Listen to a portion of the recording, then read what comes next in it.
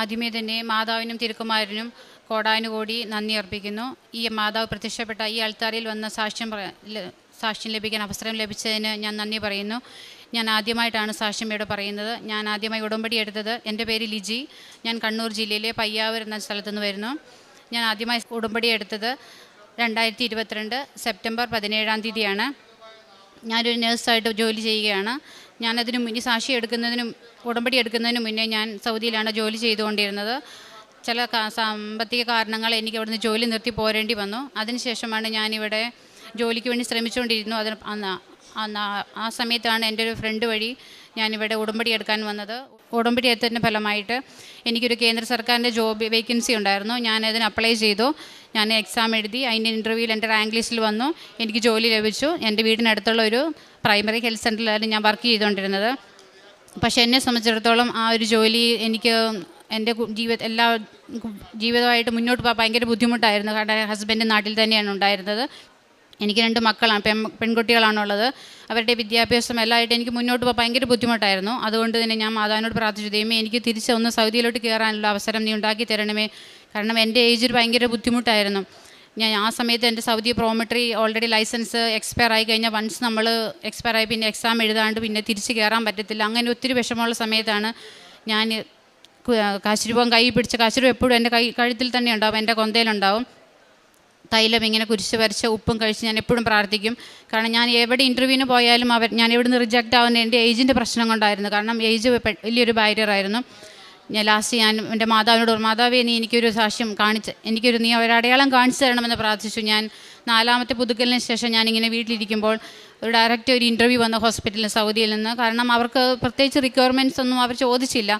ഒരിക്കലും ഒരു direct interview, അത് ഫോൺ ഇൻ്റർവ്യൂ ഒരിക്കലും കിട്ടത്തില്ല ആർക്കും. എനിക്ക് എന്തായാലും മാതാവിന് അനുഗ്രഹം വഴി ഒരു ഫോൺ ഇൻ്റർവ്യൂ ആയിരുന്നു. അതിൻ്റെ ഹെഡ് നഴ്സ് എനിക്ക് ഡയറക്റ്റ് ഇൻ്റർവ്യൂ ചെയ്തു. അവരെന്നെ സെലക്ട് ചെയ്തു. അത് സെലക്ട് ചെയ്യുന്നത് മെയ് മാസത്തിലായിരുന്നു. 2024 മെയ്യിലായിരുന്നു ഞാൻ സെലക്ട് ആകുന്നത്. 2024 ജനുവരിയിൽ എൻ്റെ സൗദി കൗൺസിൽ ഓൾറെഡി എക്സ്പയർ ആയിരുന്നു. അങ്ങനെ ഒരിക്കലും ഒരാൾക്കും അങ്ങനെ ഒരു സെലക്ഷൻ കിട്ടത്തില്ല. എന്തായാലും മാതാവിൻ്റെ അനുഗ്രഹം കൊണ്ട് എനിക്ക് അവിടെ സെലക്ഷൻ കിട്ടി. ഞാൻ അങ്ങനെ ജോലിയിൽ പ്രവേശിച്ചു. ഞാൻ 2 മാസത്തിനുള്ളിൽ സൗദിയിൽ കയറിപ്പോയി. സൗദിയിൽ കയറി ചെന്ന് കഴിഞ്ഞ ശേഷം എനിക്ക് ഭയങ്കര തടസ്സങ്ങളായിരുന്നു. എൻ്റെ അത് റിന്യൂ ചെയ്യാൻ എനിക്ക് പറ്റുന്നുണ്ടായിരുന്നില്ല. ഞാൻ എല്ലായിടത്തും പറഞ്ഞു ഇനിയിപ്പം 2ാമത്തെ എക്സാം എഴുതാതെ വേറൊരു ഓപ്ഷൻ എൻ്റെ മുന്നിൽ ഉണ്ടായിരുന്നില്ല. ഞാൻ കരഞ്ഞു മാതാവിനോട് പ്രാർത്ഥിച്ചു, മാതാവേ ഞാൻ അടുത്ത ദിവസം സൗദി കൗൺസിലിൽ അവിടെ അപ്പോയിൻമെൻ്റ് എടുത്തോ കാണാൻ ഡയറക്റ്റ് പോവുകയാണ്, മാതാവ് എനിക്കൊരു അടയാളം കാണിച്ചു തരണമെന്ന് പറഞ്ഞ് ഞാൻ 2024 ഓഗസ്റ്റിൽ അവിടെ ചെന്ന് കഴിഞ്ഞപ്പോൾ എൻ്റെ ഫയലെല്ലാം ഞാൻ അവരുടെ കയ്യിൽ കൊടുത്തു. മാതാവിനോട് ഞാൻ പറഞ്ഞു, മാതാവേ ഇതാണ് എൻ്റെ അവസാനത്തെ ഒരു ചാൻസാണ്, എനിക്ക് ഇതില്ലെന്നുണ്ടെങ്കിൽ എനിക്ക് തിരിച്ച് ഇന്ത്യയിലോട്ട് പോരേണ്ടി വരും. കാരണം അവിടെ എനിക്ക് കണ്ടിന്യൂ ചെയ്യാൻ പറ്റത്തില്ല. മാതാവ് പ്രത്യക്ഷപ്പെട്ട് ഞാൻ കാശുരൂപം വെച്ച് പ്രാർത്ഥിച്ചിട്ടാണ് ഫയൽ അവരുടെ സബ്മിറ്റ് ചെയ്യുന്നത്. അവരെല്ലാ ഫയലും ഫുൾ വെരിഫൈ ചെയ്തു. അന്ന് ഒരു 4 മണിയോടുകൂടി എൻ്റെ സൗദികൾ അവർ ഓട്ടോമാറ്റിക്കായിട്ട് റിന്യൂ ചെയ്തു തന്നു. മാതാവിന് കോടാനുകോടി നന്ദി. എൻ്റെ 2ാമത്തെ സാക്ഷ്യം എന്ന് പറയുന്നത്, എൻ്റെ ഹസ്ബൻഡ് ഓൾറെഡി ജോബില്ലാതെ നാട്ടിൽ തന്നെയാണ് ഉണ്ടായിരുന്നത്. അപ്പോൾ നമ്മളൊരു പ്രോപ്പർട്ടി വാങ്ങിച്ചിരുന്നു. അപ്പോൾ അവിടെ ഒരു വീട് പണിത് വിൽക്കാമെന്ന് ഓർത്തുകൊണ്ടാണ് ഇരുന്നത്. പക്ഷെ നമുക്ക് അതിനുള്ള ഫണ്ട് നമ്മുടെ കയ്യിലുണ്ടായിരുന്നില്ല. അതുകൊണ്ട് നമ്മൾ എന്നെ ചെയ്യുമെന്ന് ആലോചിച്ചിരുന്നപ്പോഴാണ് ചേട്ടാടി ഒരു ഫ്രണ്ട് പറഞ്ഞു, നിങ്ങൾ വീട് പണി തുടങ്ങിക്കോ, ഞാൻ പൈസ തരാമെന്ന് പറഞ്ഞു. കാരണം നമ്മുടെ കയ്യിൽ പ്രത്യേകിച്ച് ഒരു നിബന്ധനകളും അവർ നമ്മുടെ മുന്നിൽ വെച്ചിരുന്നുണ്ടായിരുന്നില്ല. 35 ലക്ഷം തന്ന് അവർ നമ്മളെ സഹായിച്ചു. ആ വീട് പണിയെല്ലാം കഴിഞ്ഞപ്പോഴാണ് അടുത്തൊരു തടസ്സം വന്നു. ആ വീട് വിൽക്കാൻ ഞങ്ങൾക്ക് പറ്റുന്നുണ്ടായിരുന്നില്ല. വീടിന് അഡ്വാൻസ് എല്ലാം നമ്മൾ മേടിച്ച് കഴിയുമ്പോഴായിരിക്കും നമ്മുടെ അടുത്തുള്ളവർ തന്നെയാണ് പറയുന്നത് ആ വീടിന് ആ സ്ഥലത്തിന് അത്രയും പൈസയില്ല. അങ്ങനെ അവർ തന്നെ മുടക്കി. അങ്ങനെ 2-3 പ്രാവശ്യം അതങ്ങനെ മുടങ്ങിപ്പോയി. കഴിഞ്ഞ 2023 ഡിസംബർ തൊട്ട് വീട് വിൽക്കാൻ വേണ്ടി ശ്രമിച്ചുകൊണ്ടിരിക്കുകയായിരുന്നു. പിന്നെ ഞാൻ ആ സ്ഥലത്ത് ഉപ്പിട്ട് പ്രാർത്ഥിച്ച് മാതാവിനോട് എന്നും പ്രാർത്ഥിക്കും, മാതാവേ അടുത്ത ഡിസംബറിന് മുന്നേ എനിക്കൊരു അനുഗ്രഹം അമ്മ കാണിച്ചു തരണമേ. അതിൻ്റെ ഫലമായിട്ട് ആ വീട് മേടിക്കാണ്ടിരുന്നവരുടെ ലോൺ ഇന്നലെ പാസ്സായി. അവരെന്തായാലും ഞങ്ങളുടെ വീട് ഇന്നലെ സെയിലായിട്ടുണ്ട്. മാതാവിനും തിരുക്കുമാരനും കോടാനുകോടി നന്ദി സമർപ്പിക്കുന്നു. പ്രേക്ഷിത പ്രവർത്തനമായിട്ട് ഞാൻ പത്രങ്ങളെല്ലാം വാങ്ങിച്ചു കൊടുക്കാറുണ്ട്. യൂട്യൂബിൽ എല്ലാ ഉടമ്പടി ധ്യാനം കാണാറുണ്ട്. അതെല്ലാവർക്കും ഷെയർ ചെയ്യാറുണ്ട്. കാരുണ്യ പ്രവർത്തികളായിട്ട് വീടിനടുത്തുള്ള അനാഥ മന്ദിരമുണ്ട്, അവിടെ ഭക്ഷണ സാധനങ്ങൾ കൊണ്ട് കൊടുക്കാറുണ്ട്. അതുകൂടാതെ അവർക്ക് വേണ്ടിയിട്ട് അവരെ കുളിപ്പിക്കുക, അവർക്ക് ഡ്രസ്സിങ്, കാരണം ഒത്തിരി ഡിസേബിൾഡ് ആയ ആൾക്കാരുണ്ട്, അവർക്കുള്ള എല്ലാ ചികിത്സകളും നമ്മൾക്ക് ചെയ്തു കൊടുക്കാറുണ്ട്. പിന്നെ ആത്മീയമായിട്ട് ഞാൻ പണ്ട് അങ്ങനെ കുരിശ് വരയ്ക്കുകയോ കുരിശ് വരയ്ക്കുവായിരുന്നെങ്കിലും അതുപോലെയൊന്നുമില്ല. ഇപ്പോൾ ബൈബിളായിട്ട് കൃത്യമായിട്ട് രാവിലെയും വൈകുന്നേരം ബൈബിൾ വായിക്കുന്നുണ്ട്.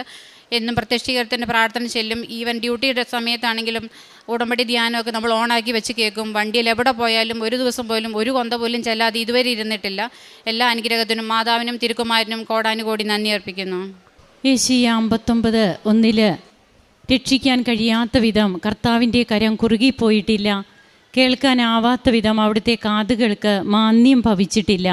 ഇവിടെ ലിജി പോൾ തൻ്റെ ജീവിതത്തിൽ തനിക്ക് തൻ്റെ ജോലി തടസ്സങ്ങൾ, അതായത് ഈ മകൾക്ക് എങ്ങനെയാണ് ഒരു ജോലി ലഭിക്കാനുണ്ടായ സാഹചര്യങ്ങൾ, വീണ്ടും തനിക്ക് സൗദിയിൽ നിന്ന് തിരിച്ചു പോരേണ്ടി വരുന്ന അവസ്ഥകൾ, ഇതൊക്കെ പ്രോമെട്രിക് എക്സാം അത് വീണ്ടും പാസ്സാകുന്നതിനുള്ള തടസ്സങ്ങളൊക്കെ മാറുന്നത്, അങ്ങനെ തനിക്കിന്നൊരു ജോലി ലഭിച്ചതും, അതുപോലെ തങ്ങൾക്ക് തൻ്റെ ഹസ്ബൻഡിൻ്റെ ഒരു പ്രോപ്പർട്ടി, അപ്പോൾ അത് ഒക്കെ തങ്ങൾക്ക് എങ്ങനെയാണ് എത്രമാത്രം തടസ്സങ്ങളുണ്ടായിരുന്നു അതിൻ്റെ സെയിലിനൊക്കെ, പിന്നീട് അതെങ്ങനെ തങ്ങൾക്ക് അതിൻ്റെ കാര്യങ്ങളെല്ലാം കൂടുതൽ ക്ലിയർ ആക്കുവാൻ കഴിഞ്ഞു.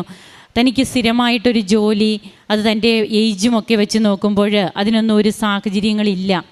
എന്നാൽ അതിൻ്റെ സാഹചര്യങ്ങൾ എങ്ങനെയാണ് പരിശുദ്ധ അമ്മയുടെ തിരുനടയിൽ അമ്മയോട് പ്രാർത്ഥിക്കുമ്പോൾ സമയച്ചുരുക്കത്തിൻ്റെ അമ്മ എങ്ങനെ ആ കാര്യങ്ങളിലെല്ലാം ഇടപെടുന്നു, അമ്മ എത്ര പെട്ടെന്നാണ് പിന്നീട് സ്പീഡപ്പ് ആകുന്നത്, ഉടമ്പടിയിൽ ഈ മകൾ വെച്ച ഓരോ നിയോഗങ്ങൾക്കും സ്പീഡപ്പ് ആകുന്നത് എങ്ങനെ, ഈ സ്പീഡപ്പ് കൂട്ടുന്നത് ഈ മകൾ തന്നെയാണ്.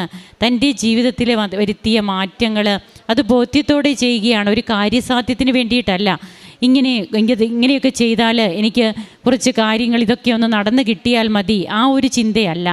തൻ്റെ ജീവിതം ഇന്ന് പഴയതിനേക്കാൾ എങ്ങനെ മാറി, തൻ്റെ പ്രാർത്ഥന അനുഭവങ്ങൾ, പ്രാർത്ഥനാ ജീവിതത്തിൽ വന്ന മാറ്റങ്ങൾ, കൂദാശ ജീവിതത്തിൽ വന്ന മാറ്റങ്ങൾ, അങ്ങനെ ഈശോയോട് വാങ്ങിച്ചെടുക്കുകയാണ്. തനിക്ക് തന്നെ മാറ്റങ്ങൾ വന്നുകൊണ്ട് ഈശോയുടെ മുൻപിൽ തന്നെ മറ്റൊരു വ്യക്തിത്വമായിട്ട് തനിക്ക് എങ്ങനെ മാറുവാൻ കഴിഞ്ഞു. അങ്ങനെ വിശുദ്ധിയോടെ ജീവിക്കുമ്പോഴാണ് ഇവിടെ കർത്താവ് കൃപകൾ നിറച്ചളന്ന് മടിയിൽ ഇട്ട് തരുന്ന അനുഭവം നമുക്കുണ്ടാവുകയാണ്. തങ്ങൾക്ക് പിന്നീട് ഒരു പ്ലോട്ട്, ആ പ്ലോട്ടിലെ വീട് പണിയാനായിട്ട് സാധിച്ചതും, അതിനൊക്കെ ഒരു വ്യക്തി എത്രയാണ്, ഒരു സെക്യൂരിറ്റിയും ഇല്ലാതെ തങ്ങൾക്ക് എത്ര ലക്ഷമാണ് കിട്ടിയതെന്ന് പറയുന്നു. പിന്നീട് ആ മകന് അത് തിരിച്ചു കൊടുക്കുന്നതിന് വേണ്ടിയിട്ടുള്ള സാഹചര്യങ്ങൾ, അതുപോലെ തങ്ങൾക്ക് ആ വ്യക്തിക്ക് ഒരു ലോൺ പാസ്സാകണം, ആ ലോൺ പാസ്സാകുന്നതിന് വേണ്ടിയിട്ട് ഉണ്ടായിരുന്ന തടസ്സങ്ങളൊക്കെ തങ്ങളുടെ പ്രാർത്ഥനയിലൂടെ എങ്ങനെയാണ് മാറുന്നത്. അങ്ങനെ തങ്ങളുടെ വീട് എങ്ങനെ തങ്ങൾക്ക് വിൽക്കുവാനായിട്ട് കഴിഞ്ഞു, കടബാധ്യതകളിൽ നിന്നൊക്കെ ഒരു പരിധിവരെയൊക്കെ തങ്ങൾക്ക് എങ്ങനെ മോചനം ലഭിച്ചു.